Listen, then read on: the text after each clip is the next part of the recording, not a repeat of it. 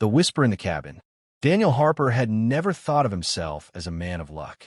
The war had taken his friends, the frontier had stolen his youth, and loneliness had hardened him more than any bullet or blade could. When the letter arrived, sealed with the county clerk's mark, it felt less like a gift and more like a burden. His father was dead. The old man had left him everything: a stretch of Montana land, a weathered cabin, and the kind of silence Daniel thought he wanted. He rode for 2 days through the pines, carrying little more than a saddlebag, rifle, and a head full of memories he wasn't ready to face. By the time the cabin came into view, twilight painted the mountains purple and gold. But something was wrong. A curl of smoke rose from the chimney. Not the faint, ghostly wisp of an old ember, but a strong plume that spoke of fire well fed. Daniel slowed his horse, frowning. His father had been buried weeks ago. No kin remained. No friends either. The cabin should have been empty. Then he heard it. Laughter. It drifted on the wind, soft but unmistakable. Women's laughter. His gut tightened. He slid from the saddle, boots crunching the frosted ground, and rested a hand on his rifle. With careful steps, he crossed the clearing and mounted the porch. Warm light leaked from the windows, spilling across the snow. He pushed the door open. What he saw stopped him cold. The cabin was alive. A fire roared in the stone hearth, casting long shadows on the log walls. Stew simmered on the stove, filling the room with the scent of herbs and broth. Rugs lay across the floor, colorful and neat. And gathered around the long table were 5 women. 5. They turned as one to look at him, their chatter dying into silence. Daniel's hand hovered near his rifle, though he didn't draw. His eyes swept the room, taking them in. The first was tall, auburn-haired, her eyes sharp as steel. She rose gracefully, shoulders squared, as if she had been expecting him. The second, golden-haired and soft-featured, stood by the stove with a ladle in hand. Her calm presence filled the room like sunlight through glass. At the table sat 2 dark-haired sisters, their resemblance clear in the tilt of their chins and the mischief glinting in their eyes. One leaned forward, her lips curved in a half-smile that dared him to challenge her. The other leaned back, arms crossed, watchful but quiet. Near the far wall stood the last, slender, raven-haired, with a book pressed to her chest. She hadn't moved since he entered, but her eyes, dark and thoughtful, studied him as though she could read every secret carved into his bones. Daniel's voice came low and rough. "What in God's name is this?" The auburn-haired woman stepped forward. "You must be Daniel Harper." His throat tightened. "And you are trespassing." The golden-haired woman shook her head gently. "No, your father invited us." Daniel barked a humorless laugh. "My father?" He was the last man alive who'd invite company, let alone 5 strangers. The raven-haired one finally spoke, her voice steady. "Strangers to you, not to him. He gave us this home when we had nowhere else to go." Daniel's jaw worked. He thought of his father, hard, stubborn, solitary. The kind of man who'd sooner break a horse than share a meal. Yet these women spoke with certainty. Then one of the dark-haired sisters leaned forward, her smirk widening. "Well now, looks like you got yourself more than a cabin, cowboy. Think you can handle all 5 of us?" Her words struck him like a spark to tinder. Heat rushed to his face, though he masked it with a scowl. "This cabin is mine. The deed's in my name. Whatever promises he made, I wasn't part of them." The auburn-haired woman crossed her arms. "Then you'd best sit down and listen before you make a fool of yourself. Because if you think you can throw us out, you'll find this cabin is more ours than yours." Daniel hesitated at the threshold. Firelight danced across their faces, each one different, each one unyielding. For the first time since his father's death, he wondered if he had walked into an inheritance far larger and far more complicated than he'd ever imagined. Stories by firelight. That night, Daniel didn't leave. The storm outside had already begun, wind rattling the shutters. Even if he had wanted to ride out, the snow would have swallowed him whole. So he sat, stiff-backed, while the women carried on around him. After supper, Clara, the auburn-haired one, spoke first. "Your father took me in 5 years ago. I'd left the East to escape a marriage I didn't choose. He gave me work, a roof, and respect. Emma, the golden-haired one, smiled faintly as she added, I lost my family to fever. Your father found me near starving. He said no one should face the cold alone. The smirking sister, Sarah, leaned in. I kept books for a merchant until he tried to barter my future for coin. Your father said I had a sharper head than most men, and he was right. Her quieter sister, Ruth, lifted her eyes then. I was a teacher. When violence came to my town, no one stood for me. He did. Last came the raven-haired one. She closed her book slowly. I am Maggie.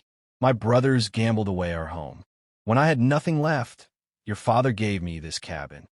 Daniel listened, arms folded, his heart torn between disbelief and something else he didn't want to name. His father, a man of gruff silences and iron rules, had given shelter to 5 women. Clara's gaze pinned him. He gave us more than a roof. He gave us a home. Now you stand here thinking you can take it from us. Daniel swallowed. I didn't ask for this. I just came to claim what was mine. Maggie tilted her head, voice low, almost a whisper, but carrying clear across the firelight. Think you can handle all 5 of us, Daniel Harper? Because this cabin isn't yours alone anymore.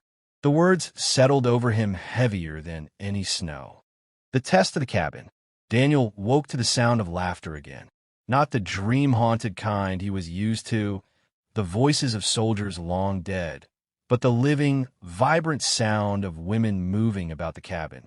Pots clattered, fire crackled, and outside the storm had blanketed the world in white silence. For a moment, he lay still on the cot by the hearth, staring at the log beams above. He had ridden here for solitude. Instead, he had found a home bursting with life, and it unsettled him. He swung his legs down, boots crunching on the floorboards, and found Clara already waiting. You're awake, she said, arms crossed. Good. There's wood to split, and the snow's knee-deep. Unless you plan on sitting here like a guest, best get to work. Daniel raised an eyebrow. You're giving me chores? Clara's eyes narrowed. Your father worked every day of his life to keep this place standing. You want to claim it? Prove you're half the man he was. Her challenge stirred something stubborn in him. Without another word, he grabbed his coat and axe, pushing through the door into the biting cold. The work of winter, the air cut like glass. Snowflakes stung his face as he trudged to the woodpile. He set his jaw and went to work, splitting log after log until sweat dripped beneath his hat. The rhythm steadied him. The crack of the axe, the fall of timber, the sting in his muscles. When he returned with an armload, Emma met him at the door. She smiled gently, her blue eyes soft. Thank you. The fire will burn stronger now. She brushed snow from his coat like it was the most natural thing in the world. Sarah and Ruth sat at the table, mending clothes and muttering to one another. Ruth gave him a polite nod. Sarah, ever bold, smirked. Not bad, cowboy. Didn't think you'd last an hour. Daniel dropped the wood beside the hearth. Don't make the mistake of underestimating me. Sarah leaned back, grin widening. Wouldn't dream of it. Maggie, quiet as always, turned a page in her book and said nothing. But he could feel her eyes on him, measuring every movement. The clash. By afternoon, tension rose. Daniel tried to repair the cabin roof, where snow had weighed down the shingles. Sarah insisted she knew better. You're doing it wrong, she called up, arms folded. Daniel gritted his teeth. I built barns with less wood than this. Trust me. Trust you, she laughed. We've kept this place standing for years without you. Don't think swinging an axe makes you lord of the cabin. The words stung because they were true. He had walked in, full of ownership, never asking what it had taken for them to survive here. Before he could answer, Ruth's calm voice cut in. Sarah, enough. He's trying. But Sarah wasn't finished. She tilted her chin, eyes gleaming with mischief. Tell us then, Daniel Harper, you came here looking for solitude. Can you really handle living with all 5 of us? Or will we scare you back into the snow? The air between them burned hotter than the stove. Daniel climbed down, meeting her gaze squarely. I've survived war, storms, and the kind of hunger that hollows a man from the inside out. You think 5 women will break me? A hush fell. Even Sarah faltered for a heartbeat. Then her lips curved into that same daring smile. We'll see. bonds in the cold. Days turned to weeks. The storm raged, trapping them together. Daniel rose early, hauling water, mending fences, tending what livestock remained. Slowly, the women began to accept him, not as owner, but as worker, as equal. Emma offered him warm tea when his hands stiffened with cold. Ruth read aloud from a book while he patched boots.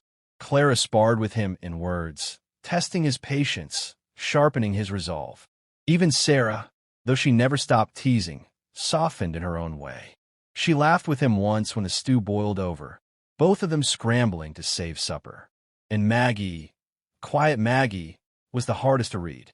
She rarely spoke more than a few words, but Daniel noticed the way her eyes lingered on him when he thought no one was watching. At night, gathered by the fire, they shared stories of loss, of survival, of dreams they dared whisper only in the safety of the cabin. Daniel listened, something in his heart loosening with each tale. For the first time in years, he felt less like a ghost wandering the earth and more like a man finding his place. The breaking point. One evening, Clara confronted him. "You still think this cabin is only yours, don't you?" Daniel met her gaze across the fire. "It is mine, by law." Clara's eyes burned. "Law isn't everything. Your father promised us this home. He gave us more than land. He gave us dignity. You walk in here waving paper like it outweighs years of sweat and sacrifice." Her words hit like blows. The others watched in silence, waiting. Daniel clenched his fists. For so long, he had carried the weight of survival alone. To admit he might be wrong felt like stepping into a storm without shelter. But looking at them, 5 women bound together not by blood but by courage, he saw something his father had left him far greater than deeds or timber. He saw family. The whisper again. That night, as the fire burned low, Maggie finally approached him. She stood close, her voice barely a breath. "Think you can handle all 5 of us, Daniel Harper?" Her words echoed the teasing challenge from before, but this time they carried something deeper. Trust, invitation, the fragile hope of belonging. Daniel didn't answer right away. He looked around the cabin. The warmth, the laughter, the lives intertwined. For the first time, the emptiness inside him eased. He met Maggie's dark eyes and gave a slow, steady nod. "I'll damn well try." And in that moment, the cabin was no longer just his inheritance. It was theirs,